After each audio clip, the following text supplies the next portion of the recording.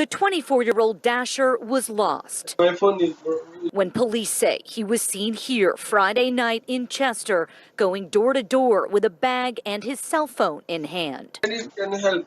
We traced the dasher's steps to get this video from one of the houses he went to before police say he was shot in the Valerie Drive neighborhood in Orange County. He did stop at our house, and I thought maybe my wife had ordered DoorDash. He didn't seem to speak that good of English. Authorities say the victim ended up at this house, where he was allegedly shot multiple times by Chester Highway Superintendent John Riley and hit once in the back inside his car while trying to leave.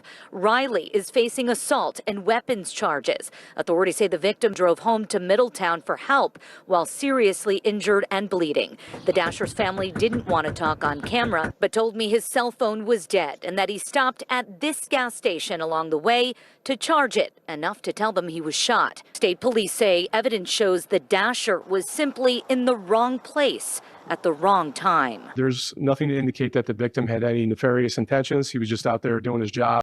So I just want to highlight the craziest things that I was able to read. And just in case you missed the comments directly in the video for that minute-long stint that I had him up there, let's just go over some of them.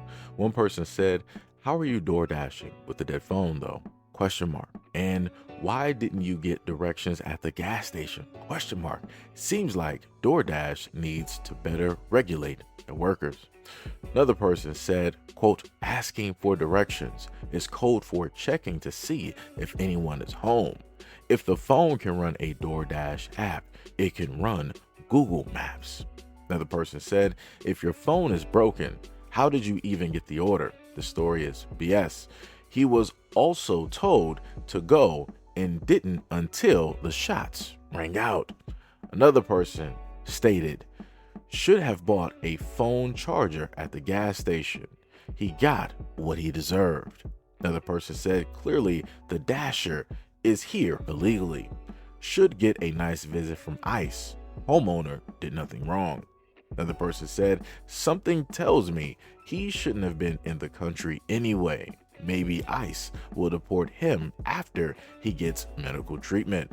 Another person said, "Can't even shoot people on your property at night who aren't supposed to be there. Sick, sad country."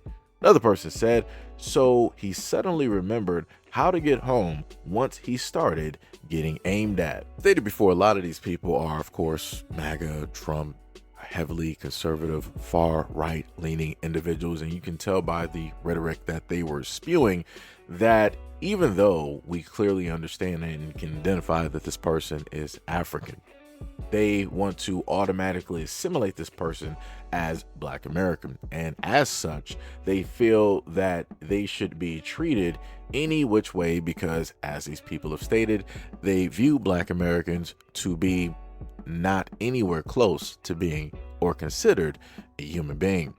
So this is why they are wishing the worst.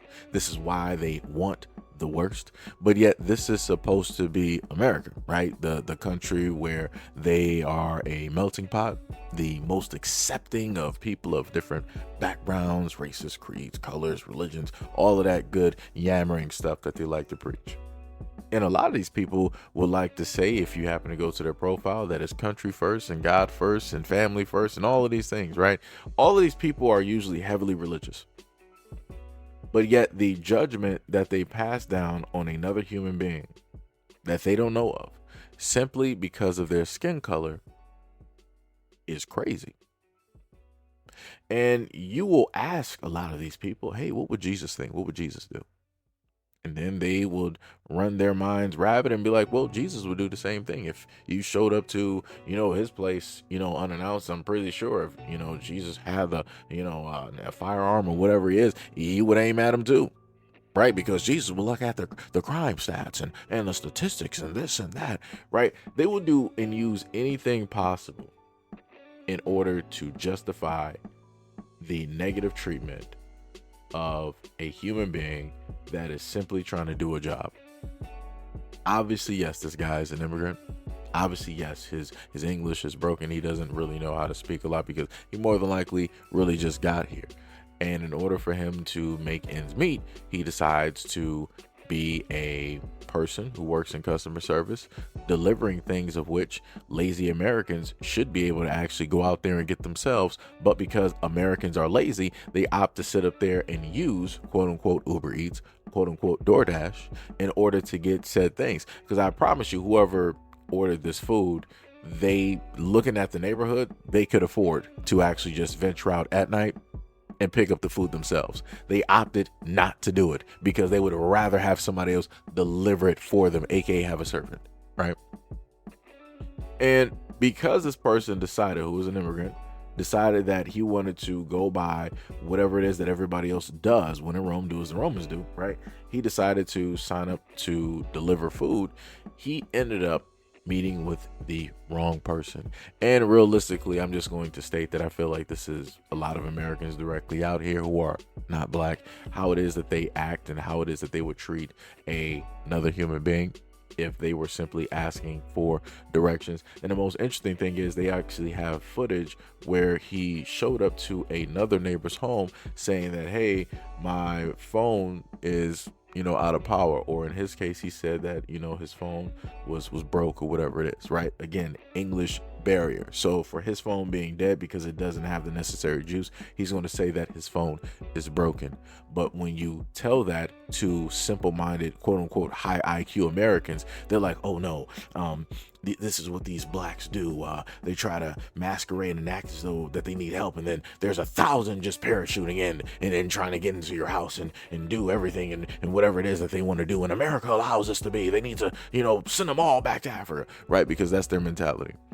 Because their rabid minds can't fathom or quantify anything else.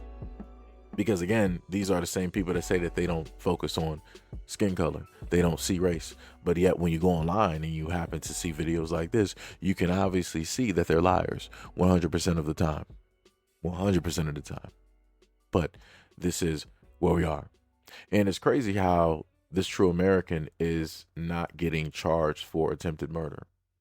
Because that's what he realistically tried to do. Nowhere in this video did it show that he was in any type of danger at all. And again, this true American is also reflective of law enforcement in general, because this is how they like to act whenever it is that they happen to see somebody that they can identify that does not look like them. This automatically in their mind. This is how they act. Just imagine what he would do if he was a cop. This man would have all types of awards because of the amount of black men and black people that he quote unquote took care of. He would just be officer of the next 10 years. It'll be incredible. They'll put a monument, a statue up of this man. But for whatever reason, that's not the job he decided to go for. He decided to, represent and work for the city. So these are, again, for all intents and purposes, your tax dollars at work. You got somebody who is supposed to work for you working against you, or better yet, working against somebody who is simply trying to make a living in America, quote unquote, the land of the free, right? But I guess it's free to some and not to all, depending on what your skin color is. But anyways, let me know what you guys think about this video and everything that I stated in the comment description below. And as always, peace, love, and stay tuned for the next video.